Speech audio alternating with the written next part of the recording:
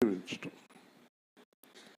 వాక్యానుసారంగా జీవించలేనప్పుడు వాక్యం వినడం వ్యర్థం. ఉదయం నుంచి చెప్పింది విని విడిచిపెట్టే వారికి ఏం ప్రయోజనం ఉంటుంది? ఉదయం నుంచి విన్నది ఆచరించే వారికి ప్రయోజనం ఉంటుంది. యేసు సేవా కేంద్రం పాస్టర్ గారు మొదలుకొని ప్రతి ఒక్కరూ దేవుని వాక్యాన్ని అనుసరించాలి. ఈ వాక్యం ఎంతో గొప్పది. వారు ఉదయకాలం ముందు రాజుగారు ఆయన భార్య కూడా ఏదో అలవాటు పడ్డాము, సంఘ పెద్దగా వెళ్ళాల్సి వస్తుంది, కానీ మాకు ఇక్కడ వాక్యం బాగా నచ్చింది, కొంతకాలానికి మరి నెమ్మదిగా వస్తామండి. నేనన్నా నాకు అభ్యంతరం ఏమీ లేదు, మీరు ఎక్కడికి వెళ్ళి ఎక్కడి నుంచి ఎక్కడికి వచ్చినా నాకు అభ్యంతరం లేదు.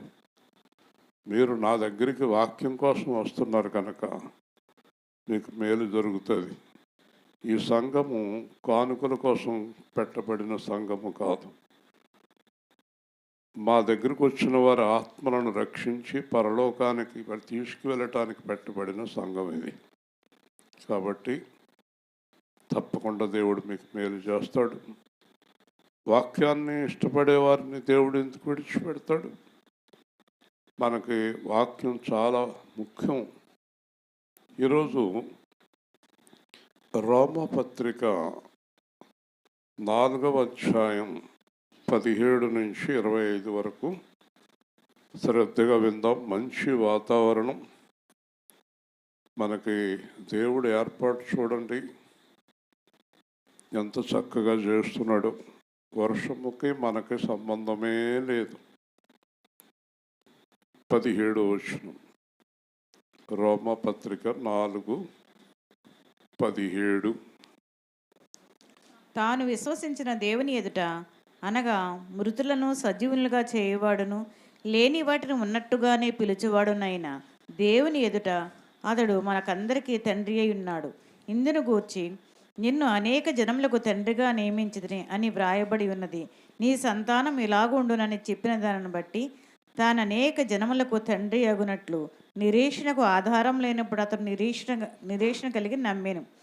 మరియు అతడు విశ్వాసమందు బలహీనుడు కాక రమారమి 100 ఏండ్ల వయస్సు గలవాడై ఉండి అప్పటికి తన శరీరము మృతతుల్యమైనట్టును శారా గర్భమును మృతతుల్యమైనట్టును ఆలోచించను గాని అవిశ్వాసం వలన దేవుని వాగ్దానం గురించి సందేహింపక దేవుని మహిమపరిచి ఆయన వాగ్దానము చేసిన దానిని నెరవేర్చుటకు సమర్థుడని రూఢిగా విశ్వసించి విశ్వాసం వలన బలము నొందెను. అందుచేత అది అతనికి నీతిగా ఎంచబడను. అది అతనికి ఎంచబడని అతని నిమిత్తము మాత్రమే కాదు కానీ మన ప్రభు అయిన యేసును మృతుల్లో నుండి లేపిన వాని యందు విశ్వాసముంచిన మనకును ఎంచబడునని మన నిమిత్తము కూడా వ్రాయబడెను. ఆయన మన అపరాధముల నిమిత్తము అప్పగింపబడి మనము నీతిమంతులుగా తీర్చిపోటకే లేపబడెను. మీరందరూ కూడా వాక్యం అర్థం కాకపోతే సువార్త అయిపోయాక నా దగ్గరికి వచ్చి మాకు వాక్యం అర్థం అవ్వలేదని చెప్పండి, చెప్తాను. కానీ వినేసి మీ ఇష్టం వచ్చినట్టు జీవించేవారు మందిరానికి సువార్తకి రావద్దు. మరలా చెప్పనా, వాక్యం అర్థం కాకపోతే నా దగ్గరికి వచ్చి అర్థం అడగండి, చెప్తాను. కానీ వాక్యం ప్రకారం జీవించిన వారు సువార్తకి, మందిరానికి, సంఘానికి రావద్దు. తర్వాత ఇక్కడ ఈ వాక్యంలో లోతైన విషయం ఏంటంటే విశ్వాసం. అబ్రహాము నుంచి నేటి వరకు విశ్వాసమే ప్రధానమైనది. దేవుడు ఉన్నాడని, రక్షిస్తాడని, కాపాడుతాడని, మనలను విడిపిస్తాడని, నడిపిస్తాడని, పరలోకం తీసుకెళ్తాడని నమ్మకం. ఈ నమ్మకం ఏ దశలో మీరు కోల్పోయినా పడిపోతారు. చాలా దశల్లో నమ్మకాన్ని కోల్పోతారు చాలామంది. అనారోగ్యం వచ్చినప్పుడు, కష్టాలు వచ్చినప్పుడు, ఇబ్బందులు వచ్చినప్పుడు, శ్రమలు వచ్చినప్పుడు విశ్వాసాన్ని కోల్పోతారు. ఈ విశ్వాసాన్ని కోల్పోయే వారి గురించి దేవుడు త్రోవ పక్కన పడిన వారు, రాతి నేలను పడిన వారు, ముండ్ల కంపలో పడిన వారు, ముగ్గురు గురించి ప్రభు చెప్పారు. వీళ్ళెవరంటే త్రోవ పక్కన పడిన వారు. వీళ్ళు అభివృద్ధి అవ్వలేరు. రాతి నేల అభివృద్ధి అవ్వలేరు. ముళ్ళకంప అభివృద్ధి అవ్వలేరు.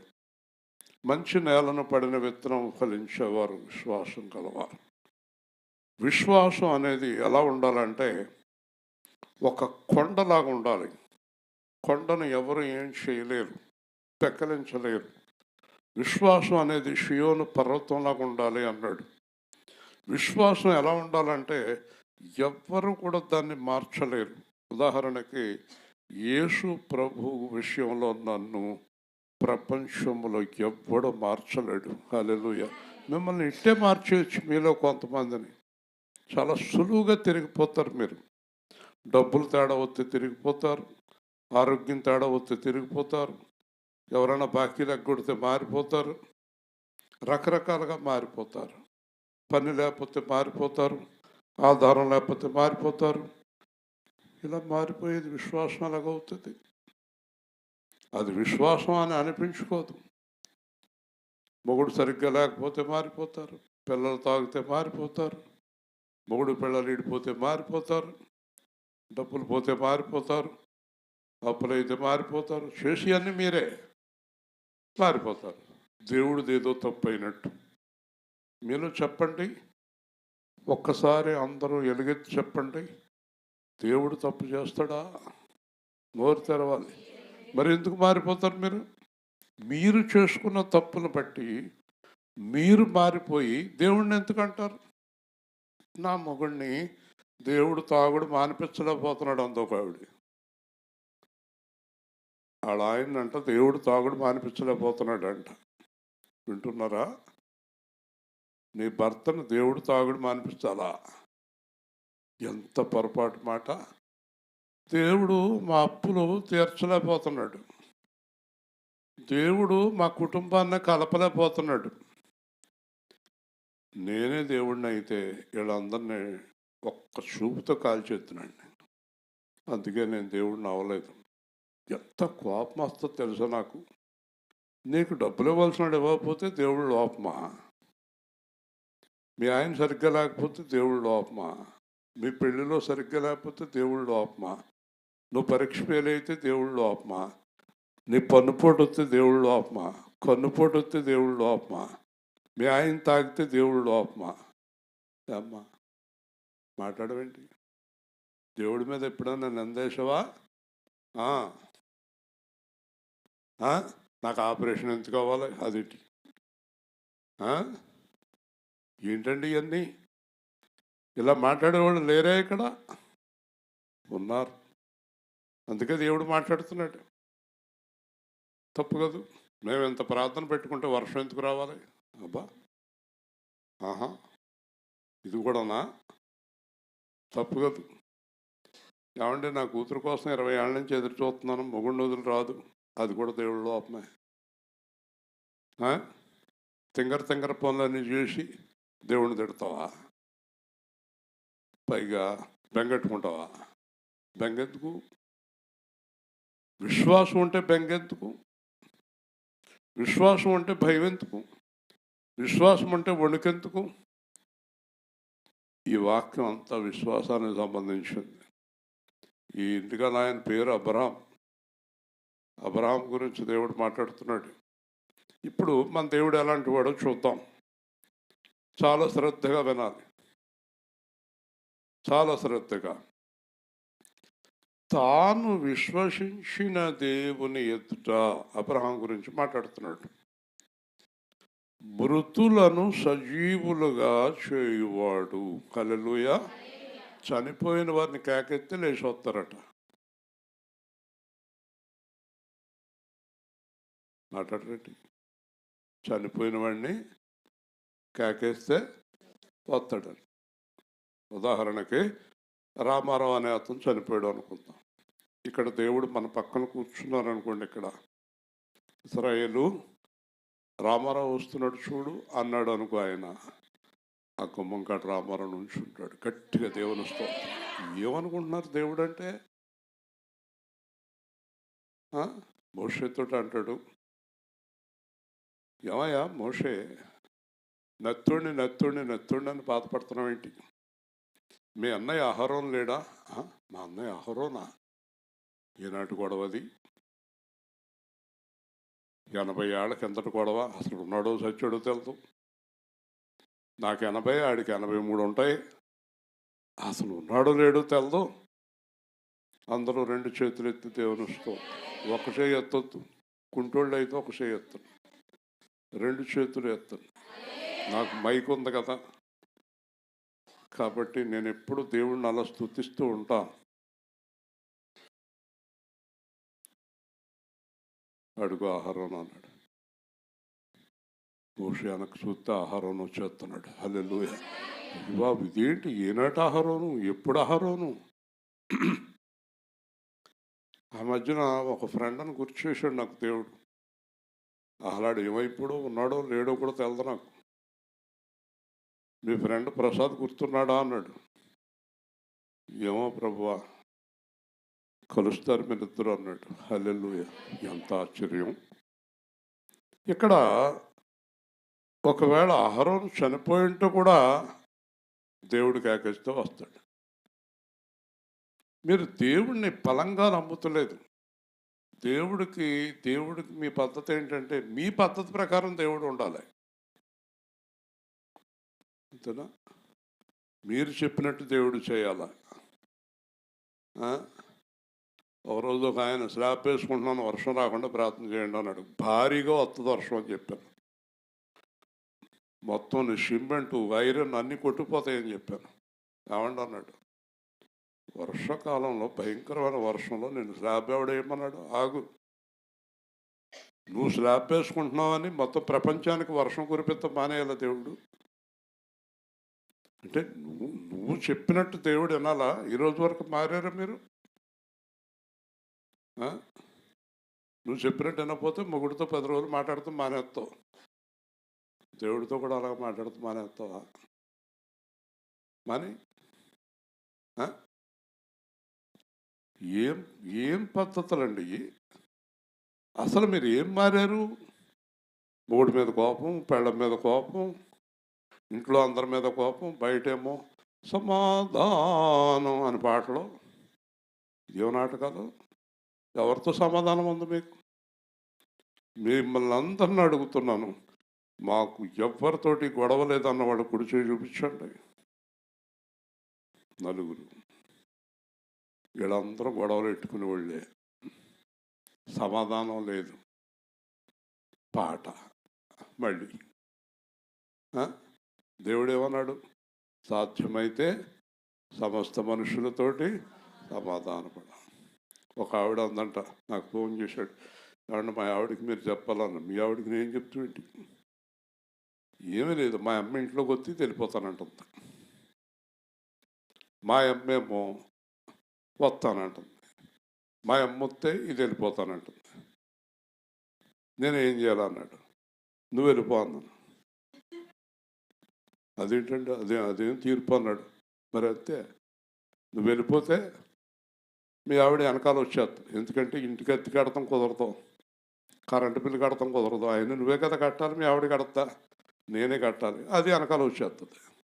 అప్పుడు మీ అమ్మతో చోట ఉండు, మీ అమ్మ దగ్గరికి మీ ఆవిడ వస్తుంది, అయితే వాళ్ళ ఇంటికి పోతుంది.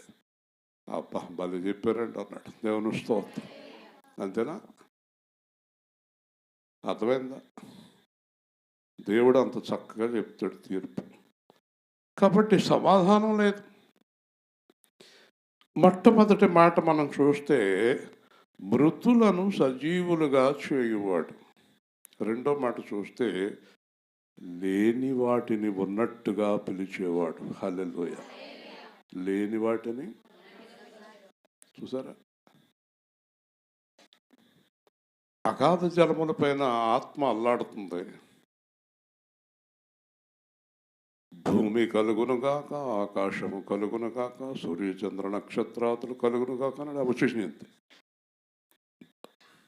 అని వచ్చేసి బైబిల్లో లేదు, నేను చెప్పాలి. బైబిల్ తిరగత్తా ఎందుకు? వచ్చేసినాయా? చాలేదా? అనుమానంగా చూస్తాడు. వచ్చినాయా? ఆకాశం అంటే ఆకాశం వచ్చిందా? భూమి అంటే భూమి వచ్చిందా? నక్షత్రం అంటే నక్షత్రాలు వచ్చినాయా? శూన్యంలో ఏమీ లేకుండా అన్నిటినీ వారం రోజులు చేశాడు. హల్లెలూయా. నేను అడుగుతాను, ఎంత గొప్ప దేవుడు నీ జీవితంలో కార్యం చేయలేడా? చేయలేడా? ఎందుకు చేయటం లేదు? ప్రశ్న. నీ జీవితంలో దేవుడు ఏ కార్యము చేయకూడదని ఎందుకు అనుకున్నాడు? ఒకే ఒక్క సమాధానం, నువ్వు ఈ రోజు వరకు దేవుడికి లోపడలేదు. ఈ రోజు వరకు దేవుడికి లోపడలేదు. నువ్వు నీ ఇష్టాన్ని కొనసాగించుకుంటున్నావు కానీ దేవుడు చెప్పినట్టు జీవించడం లేదు. ఇవాళ నేను ఛాలెంజ్ చేస్తాను ఇక్కడ, ఈ రోజు నుంచి, ఈ క్షణం నుంచి దేవుడికి ఇష్టమైనట్టుగా జీవించి చూడు. లేని వాటిని అన్ని నీ జీవితంలోకి రప్పిస్తాడు. హల్లెలూయా, హల్లెలూయా. ఏమనుకుంటున్నావు దేవుడు అంటే? మీరు నాకు లోబడుట లేదు. ఎందుకంటే కోతి మనస్సు ఒక చోట ఉంటుందా? కోతి అసలు కోతి ఒక నిమిషం ఒక చోట ఉంటుంది, చూసారా మీరు? ఈడంతే తిరుగుతాడు. కుక్క అంటే ఈ పక్క నుంచి ఆ పక్క, ఆ పక్క నుంచి ఈ పక్క తిరుగుతుంది అంట. ఒకవేళ మనం చూస్తే దానికి ఏం పని ఉండదు, ఊరికే తిరుగుతుంది. పని ఉన్నట్టు అర్జెంటుగా వెళ్ళిపోతే తోసుకుని నిన్ను, పనే ఉండదు, మళ్ళీ వచ్చేస్తుంది. అలాంటి బుద్ధి చంచలమైన బుద్ధి. అబ్రహాంకున్న బుద్ధి ఏంటంటే స్థిరమైన బుద్ధి. దేవుడు 75వ ఏట పిలిస్తే 175 వరకు ఒకే విశ్వాసంతో జీవించాడు. హల్లెలూయా. అంటే 100 సంవత్సరాలు విశ్వాసంగా ఉన్నాడు. మీరు 100 నిమిషాలు కూడా విశ్వాసంగా ఉండరు. ఇప్పుడు ఇక్కడ సువార్త అయిపోద్దా, ఇంటికి వెళ్తుందా? ఏమయ్యా బుద్ధి లేదు నీకు అంటది. ఎవరిని? మూడిని. ఈవిడికుంద బుద్ధి. నీకు బుద్ధి ఉంటే నీకు బుద్ధి మొగుడు దొరుకుతాడు. నీకు బుద్ధి లేదు కాబట్టి నీకు బుద్ధి లేని మొగుడు దొరికాడు. సందేహం ఉంది? ముందు నువ్వు మారాక నీ మొగుడు మారుతాడు. నువ్వు మారాక నీ పెళ్ళం మారుతుంది. నేను మారను, మా ఆవిడ మారాలి. నేను మారను, నా మొగుడు మారాలి. ఇంకా నయ్యం, నేను మారను, దేవుడు మారాలన్నది.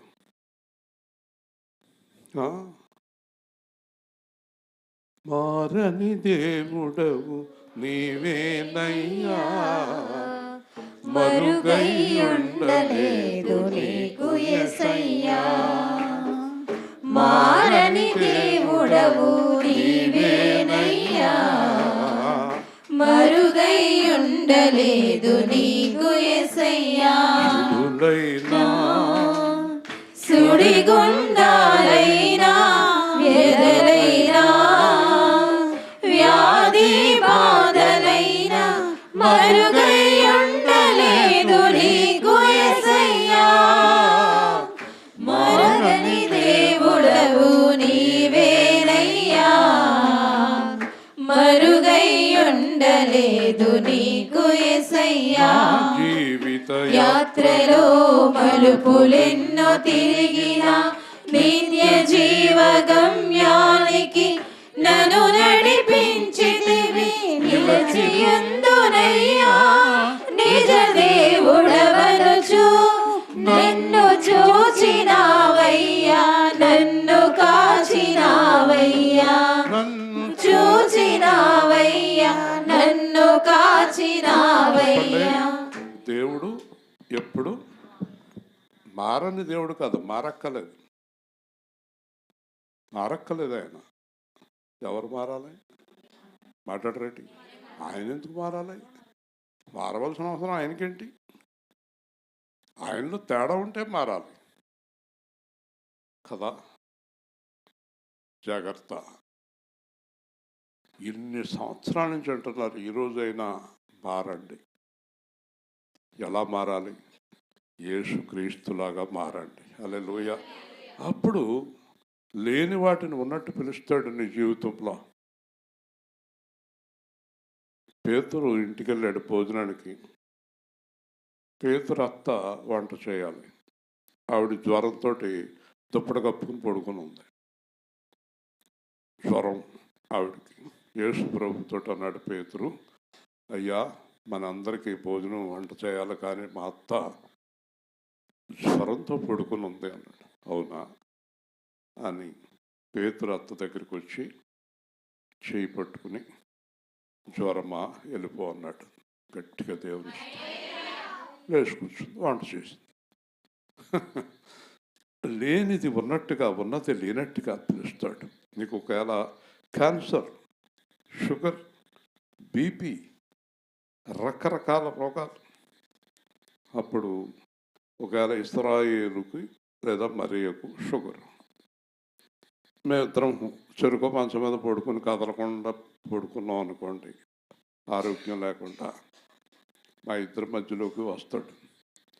వీళ్ళిద్దరిని విడిచిపో షుగరు అంటాడు. మళ్ళీ జీవితంలో ఎప్పుడు కనపడదు. హల్లెలూయా.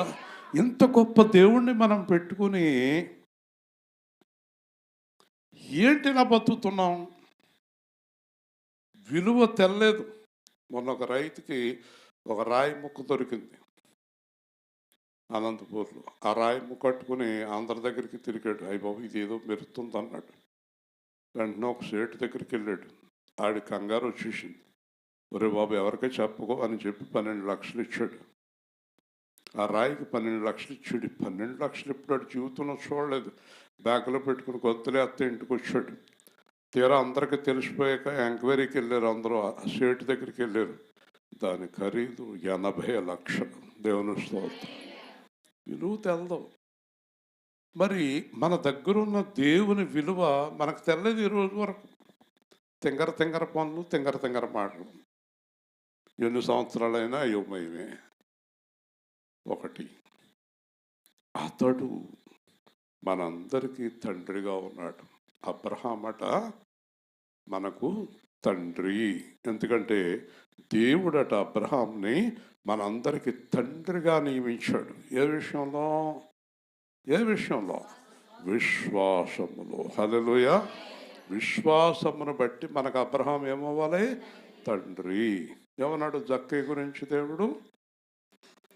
ఇతడు కూడా అబ్రహాము. ఇప్పుడు మీలో అబ్రహాము కుమార్తెలు, అబ్రహాం కుమారులు ఎవరో చేతులు ఎత్తాలి. అలా చూస్తారేంటి? మా నాన్న పేరు సుబ్బారావు, అబ్రహాం అంటారేంటి? మా నాన్న పేరు వెంకట్రావు, అబ్రహాం అంటారేంటి అంటారా? చెప్పండి. మీలో ఎంతమంది అబ్రహాం కుమార్తెలు ఉన్నారు, కుమారులు ఉన్నారు? అర్థం లేదా? విశ్వాసము గలవారు చేతులెత్తమని అర్థం. ఎవరి మీద? దేవుడి మీద. లేదమ్మా నీకు చేయత్నా? మీ ఆయన మీద అని అడిగాను నేను. అబ్రహాం మీద, దేవుడి మీద విశ్వాసం గల వారందరూ అబ్రహాం పిల్లలు. దేవుని స్తోత్రం. దేవుడి మీద అబ్రహాముకున్న విశ్వాసం మనకు ఉండాలి. అందుకే పౌలు రాయించాడు ఈ మాటలు. నీ సంతానం ఇలాగుంటునని చెప్పిన దానిని బట్టి తాను అనేక జనములకు తండ్రి అగునట్లు. ఎందుకంటే అబ్రహాం గుడారంలో కూర్చున్నాడు. దేవుడు వచ్చాడు. అబ్రహామా బయటికి రా అన్నాడు. వచ్చాడు. పైకి చూడు అన్నాడు. పైకి చూడు అన్నాడు. చూశాడు. నక్షత్రాలు లెక్కట్టమన్నాడు. నా వల్ల ఏమవుద్ది అన్నాడు. ఇంకా నా ఒకటి 2 3 అని మొదలెట్టలేదు. ఈ తింగరోళ్ళు అయి పనులు చేస్తారు. ఈడు ఒకటి లెక్కట్టు లోపల ఒకటి వెళ్ళిపోద్ది పక్క. జీవితంలో లెక్కట్లేడు ఎవడన్నా. నేను లెక్కట్లేనండి అన్నాడు. కిందకు చూడన్నాడు. చూశాడు. కింద ఇసుక ఉంది. ఇసుక రేణువులు లెక్కట్టు. చాలే, గుప్పుడు ఇసుక లెక్కెడతానికి చచ్చిపోయేదాకా అవదు. లెక్కెడతాడు. అంత సంతానం నీకు ఇస్తున్నాను అన్నాడు గట్టిగా. హల్లెలూయా. అంటే ఈ రోజున 7,000 అంటే 5,000 అనుకుంటాను, 5,000 సంవత్సరాల నుంచి యేసు ప్రభుని నమ్మిన వారు దేవుడి పిల్లలందరూ అబ్రహాం సంతానమే. హల్లెలూయా. ఎన్ని వేల కోట్లు చూసారా. అంచేత ఈ మాట ఎప్పుడు నమ్మాడు అంటే మీరందరూ స్టన్ అయిపోతారు. ఈ మాట ఎప్పుడు నమ్మాడంటే ఒక్క పిల్లవాడు కూడా లేనప్పుడు నమ్మాడు. హల్లెలూయా. పైగా 99వ ఏట. 99వ ఏట నీకు పిల్లలు పుడతారంటే ఎవరు నమ్ముతారండి? ఎందుకు నమ్మాడండి? ఎందుకు నమ్మాడండి? దేవుని మాట జరుగుతుందన్న విశ్వాసం. హల్లెలూయా. అది నీ దగ్గర కొదువైపోయింది ఈరోజు. విశ్వాసం ఉంటే ఏదైనా సాధించవచ్చు. ఏదైనా. ఆవగింజంత విశ్వాసం ఉంటే మీకు అసాధ్యమైనది ఉండదు అన్నాడు. హల్లెలూయా. ఎంత విశ్వాసం? ఆవగింజ. ఆవగింజ చేతితో పట్టుకోగలదురా? 2-3 పట్టుకోలేకపోతే జారిపోతుంది. అలాంటి ఆవగింజంత విశ్వాసం కూడా మీలో లేదు కదా.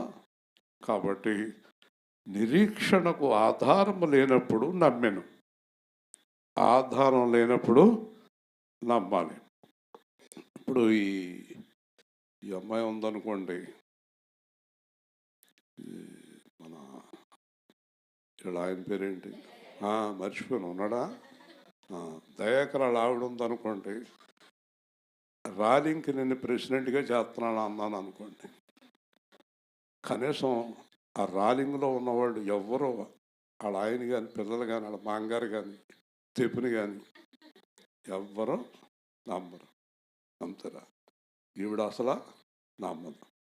కానీ 2 సంవత్సరాలు ఈవిడిని ర్యాలీకి నేను ప్రెసిడెంట్ చేస్తానని దేవుడు అంటే ఆ సీట్లో కూర్చుంటుంది. హల్లెలూయా.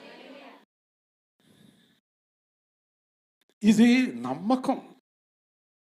యష్ నమ్మాలి, నమ్మాలి. కొన్ని మాటలు చెప్పాడు దేవుడు. ఇది మార్చిలో చేస్తాం. ఆగస్టు 31, మార్చి 31కి చేస్తాం. కొన్ని మాటలు దేవుడు మాట్లాడాడు. ఒకరోజు ర్యాలీలో మాట్లాడుతున్నాను నేను. సునీత అలాగే అన్నాను, వేసింది, ఇప్పుడు నీకు ఒక కార్యం చేశాను అన్నాను. ఏం అర్థం అవ్వలేదు దానికి. ఇప్పుడు నాకు కార్యం ఏం చేశాను అన్నాడు. సాయంత్రం వచ్చింది, అయ్యి బాబోయ్ మీకు ఎలా నాకు తెలిసి తినిపిస్తాను. అప్పుడే వాళ్ళ పేరట, వాళ్ళ ఆయన పేరట,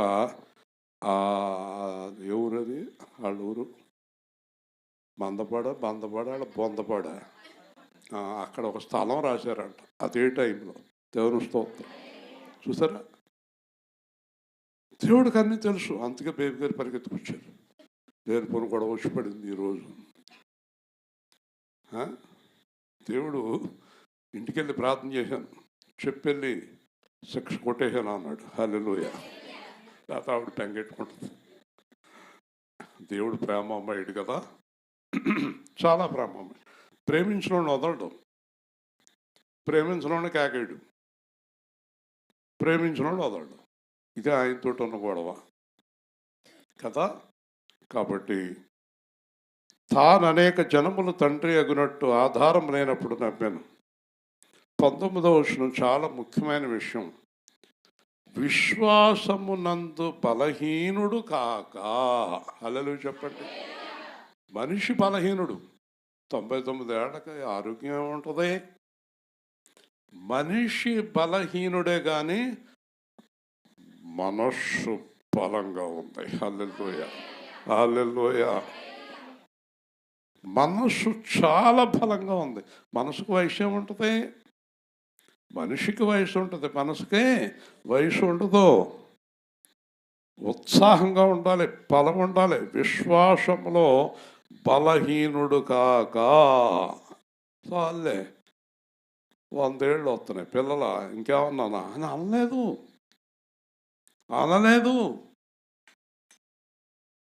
మీరు అనేస్తారు.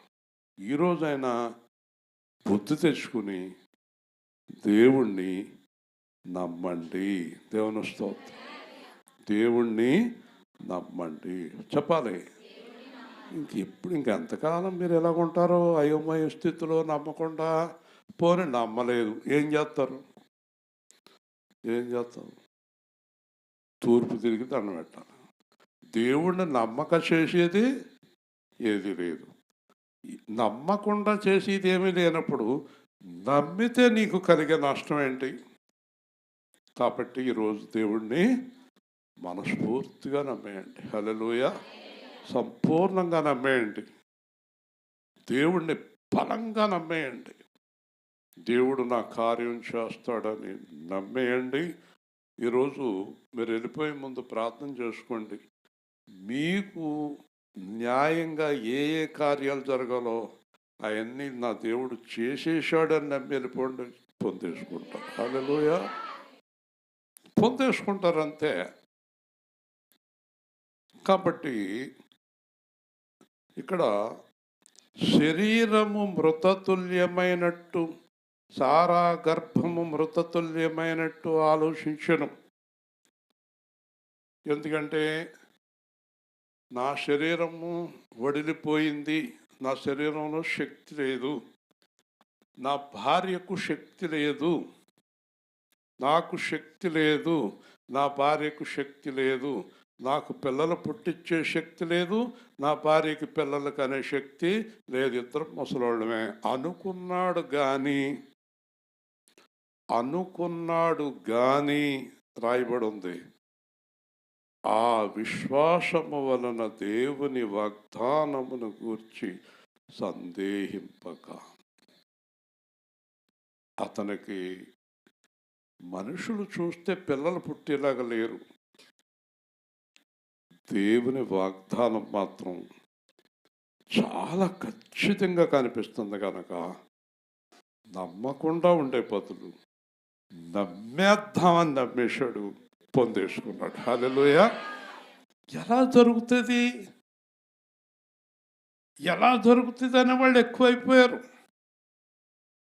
పాస్టర్లు అలాగా ఉన్నారు, విశ్వాసులు అలాగా ఉన్నారు. ఎలా జరుగుతుంది ఇది? ఎలా జరుగుతుంది అనే వాళ్ళ దగ్గర విశ్వాసం ఉందా?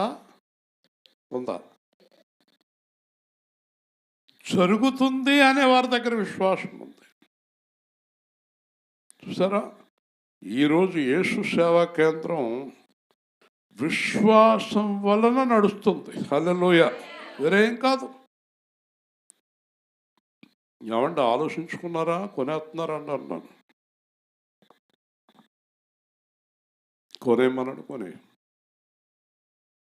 చేసేమన్నాడు, చేసేస్తాం. వెళ్ళిపోమన్నాడు, వెళ్ళిపోతాం. ఎక్కడికంటే 3 పిల్లలు ఇద్దరు వర్షంలో వెళ్ళిపోతున్నారు అన్నట్టు చూస్తున్నారు. మా సందులో వెళ్ళిపోతాం. ఏమీ లెక్కలేం, వెళ్ళిపోతాం. కష్టాల కొలిమి కాల్చివేసిన, శోకాలు గుండెను చీల్చివేసిన, కష్టాల కొలిమి కాల్చివేసిన, శోకాలు గుండెను చీల్చివేసిన, తన చిత్తం నెరవేర్చుతాడు, గమ్యం వరకు నన్ను చేర్చుతాడు. తన చిత్తం నెరవేర్చుతాడు, గమ్యం వరకు నన్ను చేర్చుతాడు. నడిపిస్తాడు నా దేవుడు, శ్రమలోనైనా నన్ను విడువడు. అడుగులు తడబడిన, అలసటపై బడిన, అడుగులు తడబడిన, అలసటపై బడిన, చేయి పట్టి వెన్ను తట్టి చక్కని ఆలోచన చెప్పి, చేయి పట్టి వెన్ను తట్టి చక్కని ఆలోచన చెప్పి, నడిపిస్తాడు నా దేవుడు.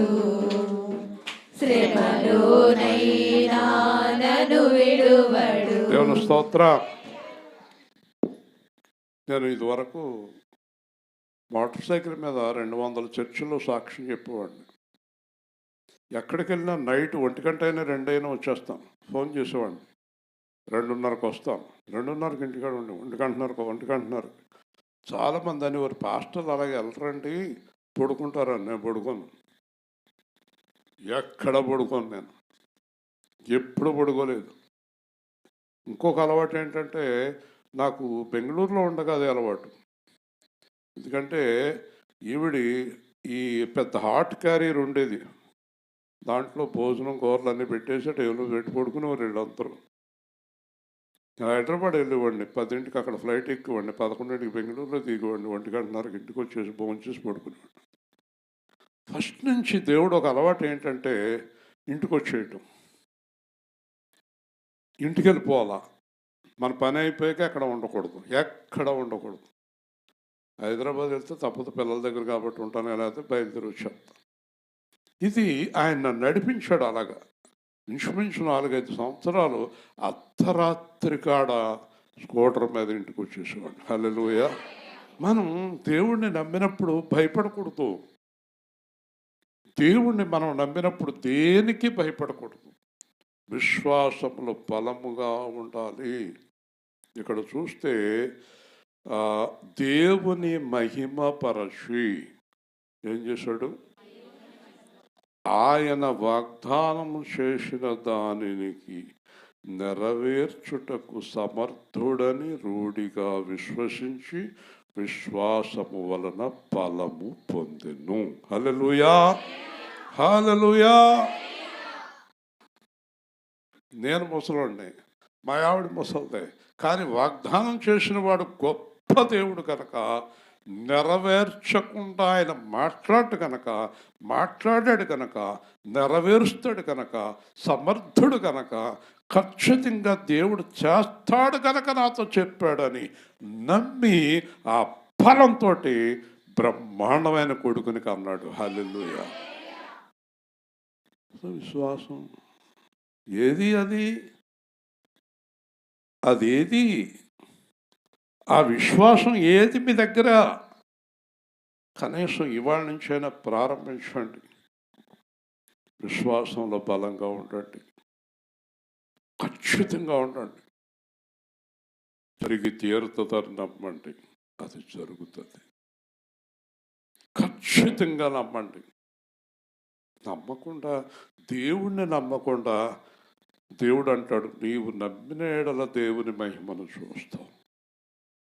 నమ్మకుండా ఎలా చూస్తావు నువ్వు దేవుడి మహిమను? కాబట్టి అందుచేత అది అతనికి నీతిగా ఎంచబడెను. హల్లెలూయా. చూసారా, అబ్రహాము నీతిమంతుడా అంటే తెలియదు. ఎందుకంటే బైబిల్ ప్రకారం చూస్తే నీతిమంతుడు ఎవరు లేరు. చెప్పండి. ప్రపంచంలో యేసుక్రీస్తు తప్ప ఈ లోకంలో పుట్టిన మనిషి ఎవడు నీతిమంతుడు కాదు. కానీ నీతిమంతుడు అని అన్నాడు దేవుడు అబ్రహాముని. ఎందుకంటే దేవుణ్ణి నమ్మినాడు, అందుకు దేవుడు ఇతడు నీతిమంతుడు అన్నాడు. అంతే. హల్లెలూయా. ఇప్పుడు అర్థమైందా? దేవుణ్ణి నమ్మటమే నీతి. యేసు ప్రభువుని అడిగారు ఒకరు, ఏమండి మరి నీతి క్రియలు అంటే ఏంటి? ఆయన కుమారుణ్ణి విశ్వసించడమే నీతి క్రియలు అన్నాడు. హల్లెలూయా. మనకి విశ్వాసం బలంగా ఉన్నప్పుడు ఇంకే క్రియలు అక్కర్లేదు, అన్నీ ఆయనే చేస్తాడు. విశ్వాసం బలంగా ఉండాలి. కాబట్టి అది నీతిగా ఎంచబడెను. ఇప్పుడు మన దగ్గరికి వచ్చాడు పౌలు. ఇప్పుడు మన దగ్గర, ఇప్పుడు దాకా అబ్రహాం గురించి మాట్లాడాడు. కాబట్టి అతని నిమిత్తము మాత్రమే కాదు, మన ప్రభువైన యేసుని మృతులలో నుంచి లేపిన వాని యందు విశ్వాసం ఉంచిన మనకు ఎంచబడనని వ్రాయబడెను. హల్లెలూయా. యేసు దేవుడు అబ్రహాముని నీతిమంతుడు అన్నట్టే మనలో ఎవరైతే 100% యేసుని నమ్మేసామో మనందరము దేవుడి చేత నీతిమంతులుగా పిలువబడతాం. హల్లెలూయా. అర్థమైంది మీకు? మనం చేసే నీతి క్రియలను బట్టి కాదు, మన విశ్వాసమును బట్టి. కాబట్టి ఈరోజు వాక్యంలో మీరు గమనించవలసింది ఏంటంటే, మనకు చాలా విశ్వాసం ఉండాలి. విశ్వాసంతో మనం ఏదైనా సాధించేస్తాం. ఆ కొండను లేపి పడే అక్కడ, కొండను లేపి అక్కడ పడే. నాకు మా అమ్మాయిని బండెక్కించుకుని చూడే రోడ్డు వేశారు చర్చి పక్కన. మా అమ్మాయి అంటుంది, మనం ఎక్కడ స్థలం కొంటే, ఎక్కడ పొలం కొంటే, ఎక్కడ ఏది కొంటే అక్కడ రోడ్డు ఏం చేస్తున్నాడు దేవుని వస్తూ. విశ్వాసం, విశ్వాసం.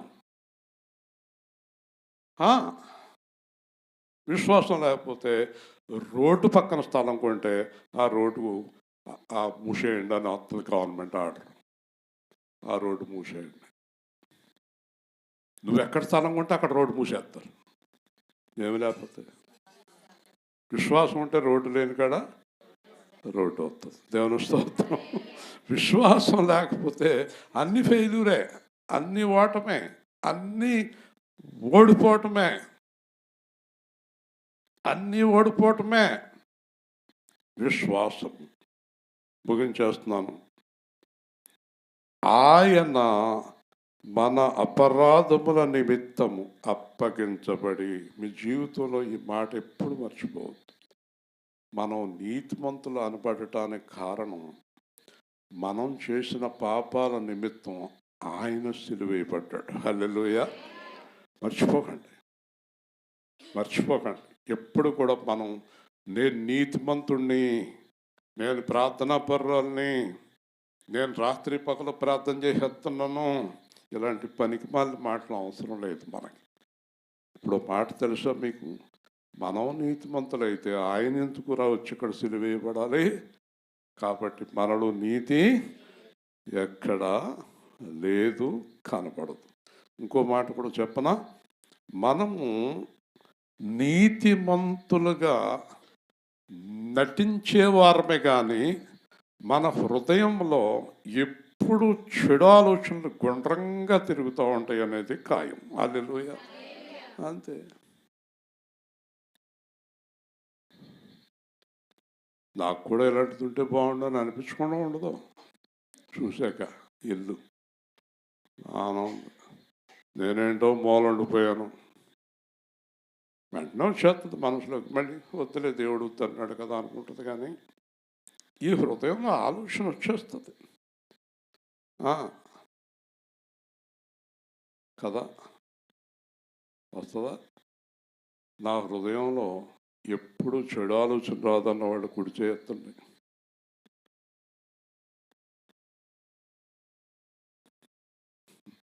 అప్పుడప్పుడు వస్తుంది అన్నట్టు ఎత్తుంది ఆవిడ. నీతిమంతుడు లేడని బైబిలే చెప్పేసింది. హల్లెలూయా. అందరి హృదయంలోనే వస్తుంది. కాకపోతే ఏంటంటే మనము యేసు ప్రభుని బట్టి జాగ్రత్తగా ఉంటాం అంతే. హల్లెలూయా. అంతేగాని రాకుండా ఉండదు. డబ్బు చూస్తే ఒక ఆవిడ నాతో అంది, ఏమండి పాస్టర్ గారు, డబ్బు మీద ఆశ లేని వాళ్ళు ఎవరు చెప్పండి అంది. నేను అన్నాను, అమ్మా, డబ్బు మీద ఆశ లేని వాళ్ళు ఎవ్వరూ లేరు, కానీ ఒక మాట చెప్తానమ్మా అన్నాను. ఏంటంది? నా డబ్బు మీద నాకు ఆశ ఉంటుందమ్మా, నీ డబ్బు మీద ఉండదు. కానీ చాలామందికి అదరోళ్ళ డబ్బు మీద ఆశ ఉంటుంది, అది తప్పమ్మా. దేవుని స్తోత్రం. అంతే కదా. నా డబ్బులు నేను జేబులో పెట్టి తిరగాలి, కానీ నా డబ్బులు ఎలా ఇసురుకుంటూ వెళ్తానా? మన ఎవడో హైదరాబాద్లో ఒక 10-15 లక్షల డబ్బులు అలా రోడ్డు మీద ఇసిరేసాడంట. అందరూ ఏరేసుకున్నారు. 500కి అయితే సువార్తనాడు అమ్మాయి ఎలా చూస్తుందో అలా అన్నీ ఏరేసుకున్నారంట. మధ్యాహ్నం కొట్టేసి ఉపవాస ప్రార్థన కదా. ఏరేసుకున్నాక అందరూ పక్కెళ్ళిపోయి, ఏది కారు లేని వాళ్ళు కూడా కారు ఆపేసి ఏరేసుకున్నారు. కారు మీద పడిపోతున్నాయి కాగితాలు. కారు పక్క ఆపేసి ఏరేసుకుని జాగ్రత్తగా ఎవరికి ఎంత దొరికిందో అంత తేలు పెట్టేసుకుని వెళ్ళిపోతే ఆయన దొంగ నోట్లు. అర్థమైందా? ఆడేం తెలివేరుడు. కాబట్టి అది మనకెందుకు? ఒకవేళ మా అబ్బాయి నేను కారులో వెళ్తున్నాం, ఒక 500 కట్టొచ్చి ఆ కారు మీద పడింది, మీరు ఏమన్నా అనుకోండి, మేము కారు ఆపం, మాకు సంబంధం లేదు. ఆ వైపర్ తోటి అలా పక్క కొట్టేసి ముందుకు వెళ్ళిపోతాం. దేవుని స్తోత్రం. మనది కాని దాని మీద ఆశించడమే తప్పు. మనది మనం జాగ్రత్త చూసుకోవటం తప్పు కాదు. ఆశ లేని వాళ్ళు ఎవరు లేరు. నాకు ఉంది, నీకు ఉంది, అందరికీ ఉంది. ఎవరిని మీకు డబ్బు మీద ఆశ లేదా అంటే ఎందుకు లేదు, ఉంది. కానీ తినటానికి ఉండటానికి కావాలని, అప్పు చేయకూడదని, ఎవరి దగ్గరికి వెళ్ళి చేయి చాపకూడదని, అంతేగాని దురాశ లేదు. హల్లెలూయా. ఆశ ఉంది. బైబిల్ కూడా ఏముంది? ఆశ గల ప్రాణాన్ని, అంతేగాని దురాశ గల ప్రాణాన్ని తృప్తిపరచలేడు ఎవరు, దేవుడు కూడా పరచలేడు. నాకు ఇప్పుడు భూమి అంతా కావాలంటాడు ఒకడు. దేవుడు ఎక్కడ తృప్తిపరుస్తాడండి? భూమి అంతా ఇచ్చి ఆయన ఏం చేయాలి? నాకు ఆకాశం అంతా కావాలంటది ఒక ఆవిడ. ఓ రోజున అలాంటి పిల్ల, ఆ రైల్లో వెళ్తున్నాం, ఆ పిల్ల ఒళ్ళు కూర్చోబెట్టుకుంది. వాళ్ళమ్మ అన్నం కలిపి కంచంలో అన్నం కలిపి పెడుతుంది, ఏదో క్యారేజీలో తెచ్చింది. ఆ పిల్ల అంటుంది, వదో అంటుంది పిల్ల. అది కదే తినే తిన్నాం అంటుంది. ఏ అంటే, నాకు ఎంత అన్నం కావాలంటుంది. రైల్లో అంతర్ క్యారేజీలు పట్టుకొచ్చేసినా అంత అన్నం ఎక్కడ ఉంటుంది? చూసారు ఆ పిల్ల హృదయంలో ఏముందో? ఎంత అన్నం కావాలి నాకు అంటుంది. ఈ ఆశలన్నీ పుట్టినకాడి నుంచే మొదలైపోతాయి, దరిద్రపు ఆశలు. కాబట్టి దురాశ లేదు, ఆశ తప్పు కాదు. మన అపరాధము నిమిత్తము అప్పగించబడి, మర్చిపోకండి చివరి మాట, మనము నీతిమంతులుగా తీర్చబడుటకై లేపబడిన. హల్లెలూయా.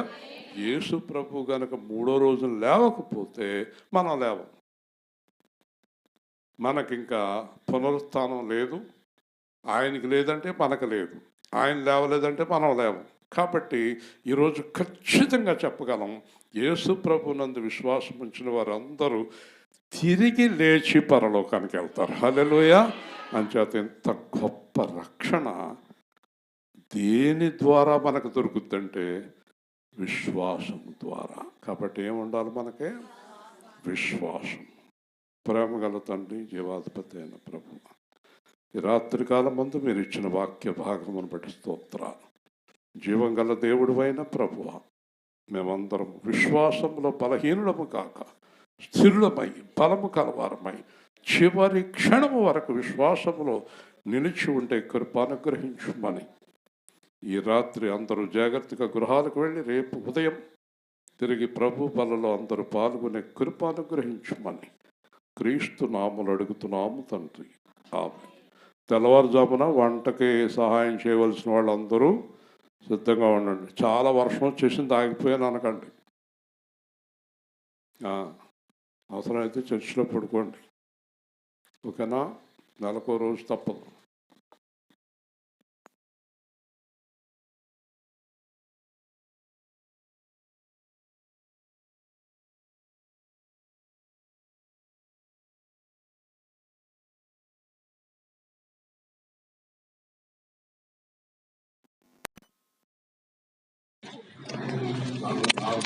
మంది